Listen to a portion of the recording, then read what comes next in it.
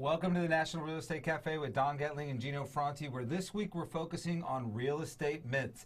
And this is kind of one that I'm like picking up the carpet, pulling it out, and dusting it off a little bit. You haven't heard this one in a while, but we did hear it a lot in the early 2000s, and it's not really a good one.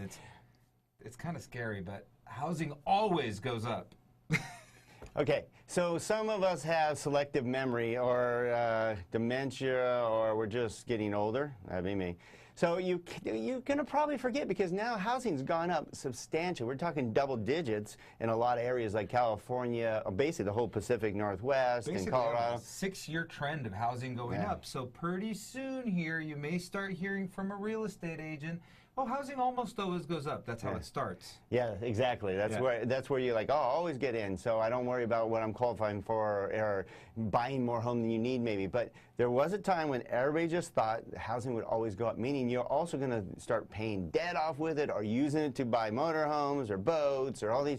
Remember that housing doesn't always go up. Now, over time it does. Yes, if you look at a 40-year span, there's an average appreciation rate of 4%. Right. But what happens is housing goes up like it's been doing right now for 6 or 7 or maybe even 10 years in a row, and people think it's always going to go up. The problem is the longer it goes up slowly, the harder it comes down when it does come down because it's an overreaction. People get scared. Right, but the good news is as of right now, it's been going up steady. No, not huge, giant spikes. And the lending laws have kept us in check, meaning you actually have to qualify to purchase a home. We got in big trouble because there was a time when basically you breathe on a mirror, you're alive, you got a loan, you can purchase whatever you want. You know, when basically my gardener says I own 5 homes, I'm like, how does that happen? So basically, remember that you got to buy within your means, and housing doesn't always go up over time. So prepare yourself that if it does go down, that you have enough cash reserves to wait it out so that when it goes back up, you're still in a good place. So our fearless leader at Skyline Home Loans says a couple of things that are important. Mr. Bill Dallas says, America's on sale, so take advantage for sure. That's something you definitely want to do.